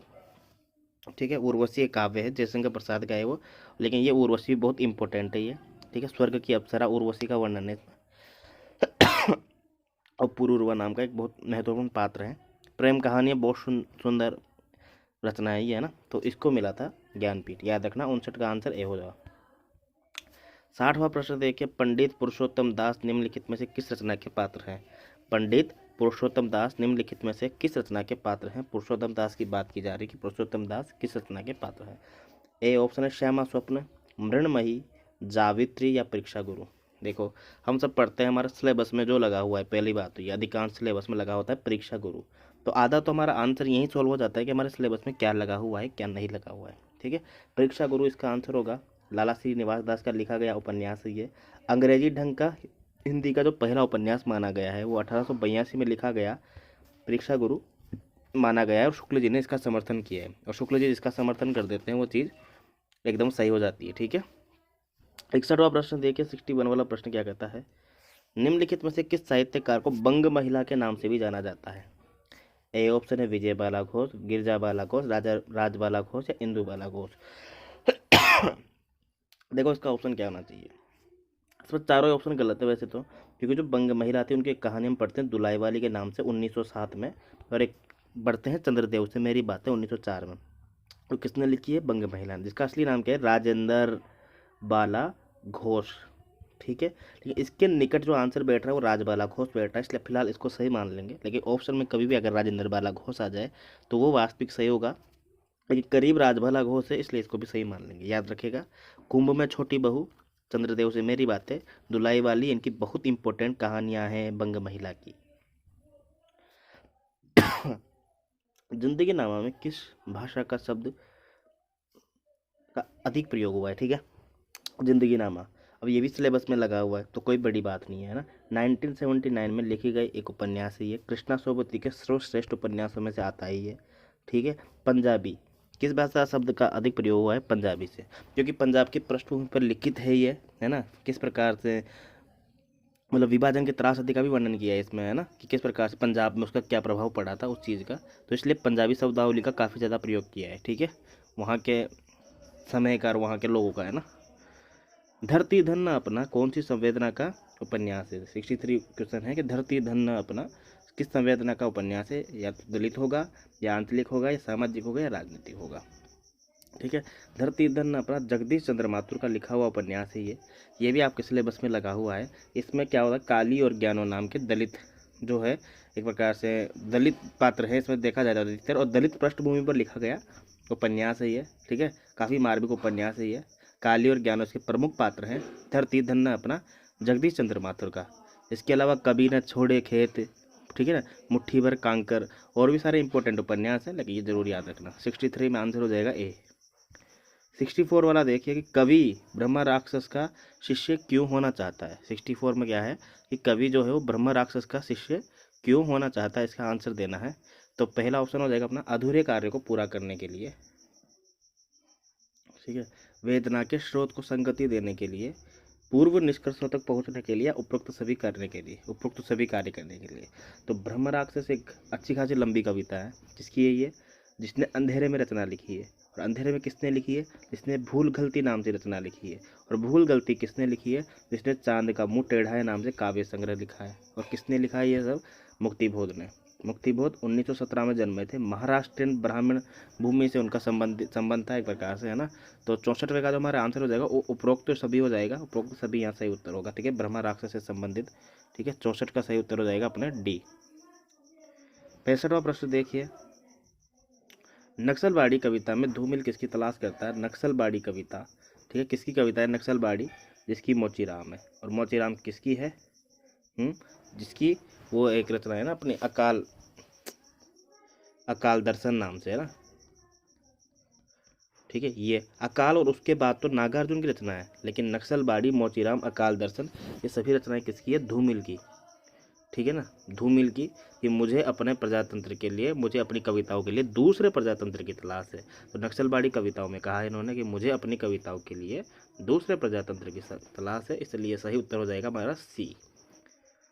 66 वाला प्रश्न देखिए, सतपुड़ा के घने जंगल नींद में डूबे हुए से, है ना, अनमने जंगल, किन जानवरों का वर्णन नहीं मिलता है, पूछ रहा है वो किस जानवरों का वर्णन नहीं मिलता है। कितना इंपॉर्टेंट प्रश्न है ये, आप समझ सकते हैं। जिन बच्चों को यूजीसी नेट का लेवल पता है या फिर बाकी एग्जाम्स का लेवल पता है, उनको पता है ये कितना इंपॉर्टेंट है ये। शेर और बाघ, मुर्गे और तीतर, हिरण और दल, सुअर और सियार, है ना। तो शेर और बाघ का भी वर्णन है, हिरण दल का भी वर्णन है, मुर्गे और तीतर का भी वर्णन है, सुअर और सियार का वर्णन नहीं मिलता है। तो याद रखिएगा सही उत्तर जो हो जाएगा हमारे सतपुड़ा के घने जंगल वाली कविता में सुअर और सियार का वर्णन नहीं मिलता है, ठीक है, डी उत्तर सही हो जाएगा।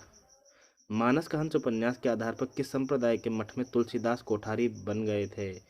तुलसीदास कोठारी बन गए थे, 67वां क्वेश्चन है, तुलसीदास मठ में कोठारी बन गए थे, ठीक है, इसका उत्तर देना है। तो 67 का उत्तर क्या हो जाएगा इसका, ए ऑप्शन है, ब्रह्मा संप्रदाय, विशिष्टा द्वैतवाद, सखी संप्रदाय, रामानुजी संप्रदाय इसका आंसर होगा। रामानुजी संप्रदाय की मठ में तुलसीदास कोठारी बन गए थे, ठीक है। 67 मानस का हंस उपन्यास की बात की गई है। मानस का हंस उपन्यास आपको पता है अमृतलाल नागर का उपन्यास है ये, तुलसीदास की जीवनी भी जिसे बोलते हैं। 1972 इसका प्रकाशन वर्ष है। अमृतलाल नागर के उपन्यास कितने इंपॉर्टेंट है हर वीडियो में बताता हूँ मैं आपको, हर वीडियो में इसमें भी बताता हूँ जल्दी जल्दी। एक तो होगा अपना महाकाल, सेठ बांकेमल, बूंद और समुद्र, शतरंज के मोहरे, अमृत और विष जिसको साहित्य अकादमी मिला है, एकदा नैमिषारण्य, ठीक है, 7 घूंघट वाला मुखड़ा, ठीक है, इधर से नाचो नाचो बहुत गोपाल, ठीक है, खंजर नयन जो कि सूरदास की जीवनी जिसे बोलते हैं, ठीक है, पीढ़ियाँ, करवट, अग्निगर्भा और अपने मानस का हंस, ठीक है। और भी इंपॉर्टेंट होंगे पर ये सबसे ज़्यादा इंपॉर्टेंट मैंने आपको बता दिए। जयदेवपुरी की बहन का नाम क्या है, तारा, कनक, शीलो या बंतो। बताइए, बहुत अच्छा प्रश्न है ये। जो अपना एक उपन्यास है झूठा सच के नाम से, जिसके 2 पार्ट हैं। 1958 में पहला पार्ट लिखा था और 1960 में दूसरा पार्ट लिखा था। 58 और 60 वतन और देश के नाम से, देश का भविष्य के नाम से। चारों पात्र किसके हैं, इसी के हैं ये। और तारा जो है जयदेवपुरी की बहन होती है। काफ़ी मार्मिक उपन्यास है ये। विभाजन की त्रासदी और सांप्रदायिक जो दंगे होते हैं उनके ऊपर लिखा गया उपन्यास है। किस प्रकार से रियल घटनाओं पर आधारित है देखा जाए ना, एक प्रकार से उस समय जो भी घटित हुआ था उसका वर्णन इसमें किया गया है। झूठा सच की विभाजन की त्रासदी का यथार्थ चित्रण करता है। वो यथार्थ परिस्थितिगत है, परिस्थितिजन्य है, या दोनों है, या अन्य है ना। इसमें पूछा है कि झूठा सच विभाजन की जो त्रासदी थी, जो ट्रेजेडी उस टाइम पे हुई थी, उसका जो यथार्थ यानी कि वास्तविक रियल चित्रण जो हुआ है वो यथार्थ कैसा है। परिस्थितिगत है, सही बात है, और परिस्थितिजन्य है, दोनों ऑप्शन सही है, दोनों एक ही बात है ये। क्योंकि परिस्थिति थी, रियल परिस्थिति थी वो, ठीक है। आज़ादी के बाद किस प्रकार से विभाजन का सामना करना पड़ा है लोगों को, किस प्रकार से मरना पड़ा था, बहुत दुखद था वह। 69 में सी। 70वां प्रश्न देखिए, आकाशदीप कहानी की जो बंदी नायिका है या जो स्त्री नायिका का घर कहाँ पे था, ठीक है। चंपानगरी में, जावा, बाली द्वीप या सुमात्रा, है ना। आसान सा प्रश्न है, चंपानगरी इसका उत्तर हो जाएगा। जयशंकर प्रसाद की लिखी हुई कहानी है, 1929 इसका मतलब प्रकाशन वर्ष है, ठीक है। चंपा और बुद्धगुप्त है ना, इसकी प्रमुख पात्र है, देखा जाए तो बुद्धगुप्त भी है ना। 71वां प्रश्न देखिए। मैं ईश्वर को नहीं मानता, मैं पाप को नहीं मानता, मैं दया को नहीं समझ सकता, मैं उस लोक में विश्वास नहीं करता। आकाशदीप कहानी में ये कथन किसका है? ऑप्शन है नाविक मणिभद्र या बुद्धगुप्त का, है ना। किसका कथन है ये? यह है बुद्धगुप्त का कथन, ठीक है। बुद्धगुप्त वैसे नायक ही है, लेकिन देखा जाए ना तो बुद्धगुप्त यहाँ पे नाम दिया हुआ है, इसलिए अपन बी ऑप्शन लगाएंगे। जैसा कि मैंने बताया, आकाशदीप जो है कहानी भी है और कहानी संग्रह भी है। किसकी कहानी है और किसकी कहानी संग्रह है? ये जयशंकर प्रसाद का, ठीक है। जयशंकर प्रसाद की कहानी संग्रह बहुत इंपॉर्टेंट है, जैसे कि छाया, ठीक है, छाया की प्रतिध्वनि, ठीक है,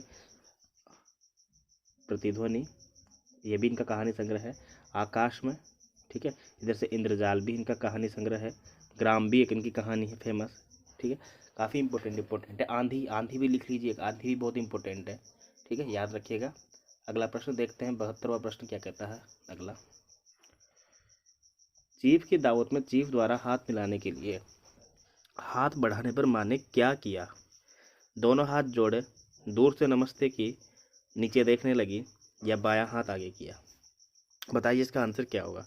देखो, चीफ की दावत कहानी भीष्म शाह ने की है कि मध्य वर्गीय परिवार में या जो अभिजातीय वर्ग होते हैं, किस प्रकार से मतलब एक प्रकार शो ऑफ करने के लिए किस हद तक चले जाते हैं, है ना। तो जो बॉस आता है चीफ की दावत, जो चीफ आता है मिलने के लिए शामनाथ के घर पे, तो अपनी माँ के साथ कैसे कैसे बर्ताव करता है, या फिर जो माँ का जो वृद्ध जो अवस्था वाली माँ है उसके जीवन का वर्णन किया गया है इसमें। तो हाथ बढ़ाने पर माँ ने क्या किया? बायां हाथ आगे कर दिया था उसमें, ठीक है। डी उत्तर सही हो जाएगा इसमें, बायां हाथ आगे कर दिया था। 73वां प्रश्न देखिए। चीफ की दावत में गीत सुनाने के आग्रह पर माँ क्या करती है? पुराने गीत सुनाती है, भजन सुनाती है, विवाह गीत गाती है, टप्पे सुनाती है, ठीक है। साफ साफ लिखा हुआ है कहानी के अंदर, चीफ की दावत, शामनाथ प्रमुख पात्र है, एक बूढ़ी माँ का वर्णन है, टप्पे सुनाती है वो। 74वां प्रश्न देखिए। सिक्का बदल गया किस विधा के अंतर्गत आने वाली रचना है? सिक्का बदल गया कृष्णा सोबती की ही कहानी है, जिनका हमने एक उपन्यास अभी थोड़ी देर पहले ऊपर पढ़ा था, जिंदगी नामा, इसलिए यहाँ पर सही उत्तर हो जाएगा कहानी। और सिक्का बदल गया जो है बादलों के घेरे नाम से एक कहानी संग्रह है, उसके अंदर संकलित है। याद रखिएगा 1948 का प्रकाशन वर्ष है, जिसके अंदर भी विभाजन के बाद किस प्रकार से लोगों को अपने घर से अलग होना पड़ता है उसका वर्णन है ना। शाहानी नाम से एक पात्र होती है, एक महिला होती है, बूढ़ी महिला, उसका वर्णन किया गया है इसमें। हरिशंकर परसाई ने इंस्पेक्टर माता दीन को किस पर बताया है? साफ साफ ये तो आसान है, इंस्पेक्टर माता दीन चांद पर, ठीक है। कहानी का नाम ही है ये, तो व्यंग्य कहानी है ये। 76 वाला प्रश्न देखिए। भारतेंदु ने किस नाटक में स्वयं अभिनय किया है? ये तो मैंने जब शॉर्ट्स वीडियो जो डाल रखे एक मिनट के, उसके अंदर पूरे भारतेंदु का वर्णन डिटेल में कर रखा है। जानकी मंगल नाटक के अंतर्गत स्वयं भारतेंदु ने एक भूमिका निभाई थी, ठीक है ना, लक्ष्मण की भूमिका निभाई थी, याद रखना। जानकी मंगल नाटक में स्वयं ने एक्टिंग की थी, ठीक है, याद रखिएगा। 76 का आंसर हो जाएगा हमारे ए, ठीक है। अगला प्रश्न देखो आप, 77 देखिए कि निम्नलिखित में से कौन सा नाटक कालिदास के चरित्र से संबंधित नहीं है? 8वां सर्ग बिल्कुल है, 8वां सर्ग भी है। 8वां सर्ग किसकी रचना है? ये सुरेंद्र वर्मा का नाटक है, ये ना, सुरेंद्र वर्मा। शकुंतला की अंगूठी, बिल्कुल ये भी, ये नहीं है, बिल्कुल ये नहीं है, ये तो दुष्यंत से संबंधित है ना, दुष्यंत भरत, ये शकुंतला वाला उस टाइप की कथा है ये तो जो सही उत्तर सी होगा अपना, क्योंकि आषाढ़ का एक दिन में भी अपन मल्लिका और कवि कालिदास का ही वर्णन देखते हैं। और कंधे पर बैठा सांप, ये मीराकांत की रचना है, ये किसकी रचना है? ये मीराकांत, जिसका एक नाटक देखते हैं हम, नेपथ्य राग जो रचना है मीराकांत की रचना है, वो काफ़ी इंपॉर्टेंट है, सबसे ज़्यादा बार पूछी जाने वाली रचना है मीराकांत की, नेपथ्य राग। कंधे पर बैठा सांप भी इनकी रचना है। आषाढ़ का एक दिन मोहन राकेश का नाटक है, मल्लिका और कालिदास के जीवन पर लिखा गया। 8वां सर्ग सुरेंद्र वर्मा का नाटक है।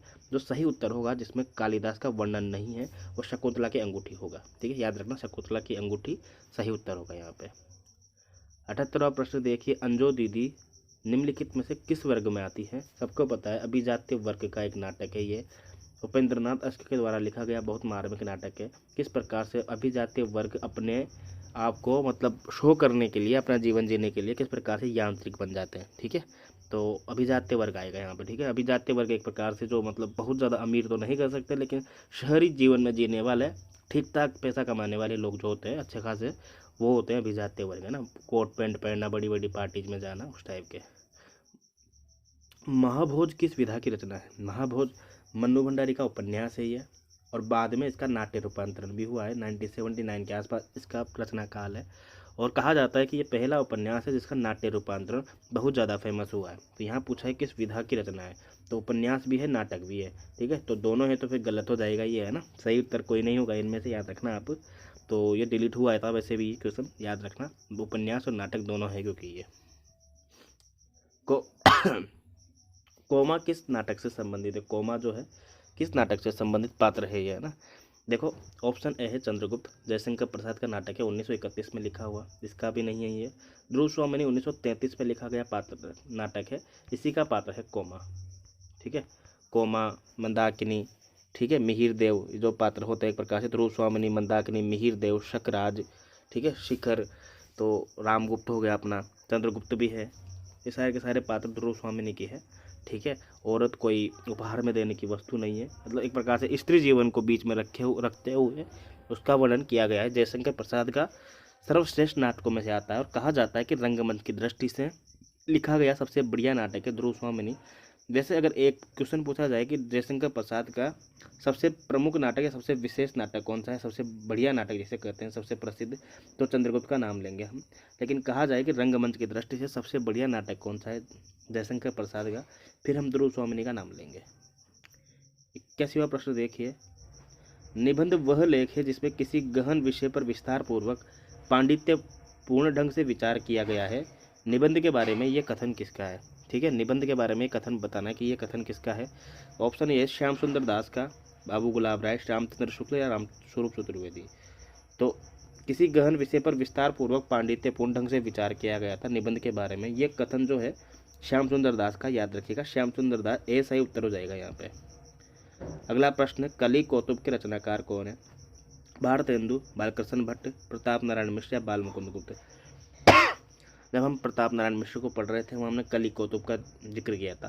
प्रताप नारायण मिश्र अच्छा खासा मतलब एकदम कॉमेडी के साथ लिखने वाले रचनाकार थे देखा जाए तो, ठीक है ना। इनकी एक पत्रिका भी थी ब्राह्मण नाम से, जो कानपुर से निकालते थे ये 1982 के आसपास, 1882 के आसपास। बाकी पेट, भों, दांत, मतलब विभिन्न प्रकार के ऐसी चीज़ों पे इन्होंने निबंध लिखे हैं, हास्यास्पद चीज़ों पे, है ना। कली कौतुक के रचनाकार भी यही है, ठीक है। 82 का जो आंसर हो जाएगा अपने, क्या हो जाएगा 82 में आंसर? प्रताप नारायण मिश्र, ठीक है। 83वां प्रश्न देखते हैं, 83। नाखून का बढ़ना हजारी प्रसाद द्विवेदी की दृष्टि से मनुष्य में किसकी निशानी है? तो ये पशुता की निशानी है ना। नाखून का बढ़ना, नाखून, ठीक है, नाखून क्यों बढ़ते हैं, ये हजारी प्रसाद द्विवेदी का निबंध है, कल्पलता में संकलित है ये, कल्पलता 1952 में जिसका प्रकाशित हुआ था, ठीक है। नाखून क्यों बढ़ते हैं, पशुता का प्रतीक है ना। काफ़ी बढ़िया निबंध है ये भी, पढ़ना चाहिए, पता चलेगा कि नाखून क्यों बढ़ते हैं, नाम क्यों रखा है। 84 क्वेश्चन देखिए, रचनाकार को आत्माभिव्यक्ति एवं सर्वाधिक स्वतंत्रता किस विधा में मिलती है, ठीक है। यानी कि अपने आप को डिटेल में व्यक्त कर सकता है सर्वाधिक स्वतंत्रता के साथ। देखो, एकांकी में भी हम क्या होते हैं ना, पात्र होते हैं बहुत सारे, तो उनसे बंधे रहते हैं। कहानी में भी हम एक प्रकार से जो स्टोरी उसके इर्द गिर्द घूम सकते हैं। संस्मरण में तो खैर हम जो हुआ है वही घटित घटनाएं लिखेंगे, लेकिन निबंध में हम अपने आप को व्यक्त कर सकते हैं अच्छी तरह से, स्वतंत्र प्रकार से अपने मनोभावों को व्यक्त कर सकते हैं। इसलिए जो सही उत्तर होगा निबंध होगा अपने यहाँ पे। ईश्वर द्वारा परोसी गई प्रीति, प्रेम, अनुकंपा गांव के लोगों को क्यों हजम नहीं होती? ईश्वर द्वारा परोसी गई प्रीति, प्रेम, अनुकंपा गांव के लोगों को क्यों हजम नहीं होती है? तो इसका सही उत्तर बताना है, सभी गठियावाद से पीड़ित है, पेट में बड़प्पन की गैस है, संग्रहणी रोग से ग्रस्त है, सभी बीमार है ना, ठीक है। यहाँ सही उत्तर हो जाएगा सभी बीमार। ईश्वर द्वारा परोसी गई प्रीति, प्रेम, अनुकंपा के गांव के लोग क्यों हजम नहीं होती? सभी बीमार है, क्योंकि है ना। डी उत्तर सही हो जाएगा यहाँ पे 85 में, जो सही उत्तर होगा वो होगा अपना डी। अगला प्रश्न देखिए, भूल गलती के रचनाकार कौन है? भूल गलती, ठीक है, भूल गलती मैंने अभी थोड़ी देर पहले बताई थी आपको, इसके रचनाकार कौन है? मुक्तिबोध, है ना। जिसकी अंधेरे में थी, जिसकी ब्रह्म राक्षस थी, याद रखना आप। अंधेरे में सबसे बड़ी हिंदी साहित्य की कविता है। धूमिल की रचना कौन सी है? 87 का आंसर देना है, ठीक है। तो देखो अभी भूल गलती तो होगी नहीं, अभी बात की है अपन ने, है ना। रोटी और संसद, ठीक है, रोटी और संसद, मोचीराम, ये रचनाएं जो हैं, ठीक है। अभी जो बात की अपन ने अकाल दर्शन, ठीक है, और मुझे अपने प्रजातंत्र के लिए, यानी नक्सलबाड़ी, ये कविताएं सारी सारी धूमिल की है। धूमिल के 2 काव्य संग्रह पढ़ते हैं हम, है ना, संसद से सड़क तक और कल सुनना मुझे, ठीक है, संसद से सड़क तक और कल सुनना मुझे। माटी की मूर्ति का नहीं है, निम्नलिखित में से कौन सा पात्र ऐसा है जो माटी की मूर्ति का नहीं है? सरजू भैया भी है, भौजी भी है, मंगर भी है, रजिया भी है, और भी बहुत सारे अच्छे अच्छे पात्र हैं। राम वृक्ष बेनीपुरी की लिखी गई रेखा चित्र वाली किताब है एक प्रकार से देखा जाए तो। ये सोमवार जो है ना, सोमवार, ये सब इसके पात्र नहीं है। सोमवार मूर्धैया का पात्र है, ये है ना, मूर्धैया के पात्र है। मूर्धैया आपको पता होगा आत्मकथा है, तुलसी राम की आत्मकथा है, 2010 उसका प्रकाशन वर्ष था, ठीक है, दलित आत्मकथा है। प्रेमचंद घर में किस विधा की रचना है? प्रेमचंद घर में जीवनी है, ये किसकी जीवनी है? प्रेमचंद की जीवनी है। किसने लिखी है? प्रेमचंद की पत्नी शिवरानी देवी ने लिखी है, ठीक है, प्रेमचंद की पत्नी शिवरानी देवी ने लिखी है। हम एक नाव के 2 पहिए थे, इस प्रकार से जो है ना कि हम एक नाव में 2 यात्री थे, है ना, एक ही नाव में, इस प्रकार की जो पंक्तियाँ वो शिवरानी देवी ने कही है प्रेमचंद के संबंध में। जीवनी है, याद रखना आप, है ना। जीवनी वो होती है जिसको हम लिखते हैं लेकिन किसी दूसरे के बारे में लिखते हैं, और आत्मकथा वो होती है जिसे हम लिखते हैं लेकिन हमारे बारे में ही लिखते हैं। 90वां प्रश्न देखिए, आवारा मसीहा के नायक किसके कारण आवारा थे? प्रेम के कारण, चरित्र के कारण, व्यसन के कारण, या व्यक्तित्व के कारण? तो इसका जो सही उत्तर होगा प्रेम के कारण। प्रेम के कारण आवारा थे। शरत चंद्र की जीवनी है ये, बांग्ला के रचनाकार है शरत चंद्र, उनके ऊपर लिखा गया है ये। विष्णु प्रभाकर, है ना, विष्णु प्रभाकर की लिखी गई रचना है ये, विष्णु प्रभाकर की, विष्णु प्रभाकर, ठीक है, शरत चंद्र के ऊपर लिखी गई जीवनी है, जीवनी, ठीक है। आवारा मसीहा जीवनी विधा की रचना है। हरिशंकर परसाई की रचना किस स्वरूप में की गई है? किस रूप में की गई है? हरिशंकर परसाई ने ऐसी रचना की है कि उनके बाद जो उन्होंने विधा ली है उस विधा का नाम ही व्यंग्य पड़ गया एक प्रकार से, है ना, एक अलग ही विधा का जन्म की दिया है उन्होंने। एक रूप में अगर बात की जाएगी तो व्यंग्यकार यहाँ पे सही उत्तर होगा, ठीक है। विकलांग श्रद्धा का दौर, पगडंडियों का जमाना, अपनी अपनी बीमारी, ठिठुरता हुआ गणतंत्र, बहुत सारी व्यंग्य प्रधान रचनाएं लिखी है। भोला राम का जीव आपने कहानी पढ़ी होगी, बड़ी प्रसिद्ध कहानी है इनकी, है ना, हरिशंकर परसाई की। और एक उधर से इंस्पेक्टर दिन माता दीन चांद पे, तो इम्पोर्टेंट रचना है ये, काफ़ी इंपॉर्टेंट निबंधकार है एक प्रकार से, है ना, व्यंग्यकार जिसे बोलते हैं।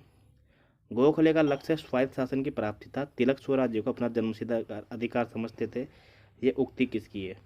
ठीक है, जो गोखले का लक्ष्य था वो था स्वायत्त शासन की प्राप्ति था, तिलक स्वराज को जन्मसिद्ध अधिकार समझते थे, ये पंक्तियाँ किसकी है? ये जो पंक्तियाँ हैं ये पट्टाभी सीतारमैया की है ना, पट्टाभी सीतारमैया की पंक्तियाँ हैं ये। तो यूनिट 4 है ना अपने, जिसमें वो क्या बोलते हैं, व्यक्तित्व के बारे में लिखा गया है, तो वहाँ से पूछा गया है ये प्रश्न, ऐसा है बिल्कुल। विभिन्न प्रकार के व्यक्तित्व संबंधित, जिसमें अम्बेडकर हो गया, ठीक है, तिलक हो गए अपने, राम मनोहर लोहिया हो गया, यहाँ से अम्बेडकर, इनसे प्रश्न आता है याद रखना आप, है ना। केसर नाग स्थान पर किस प्रकार के फूल का मिलना शुभ माना गया है? तो केसर नाग स्थान पर पारिजात का जो वृक्ष होता है उसका मिलना शुभ माना गया है। पारिजात नाम से काव्य भी लिखा गया है अयोध्या सिंह उपाध्याय के द्वारा, ठीक है, अयोध्या सिंह उपाध्याय।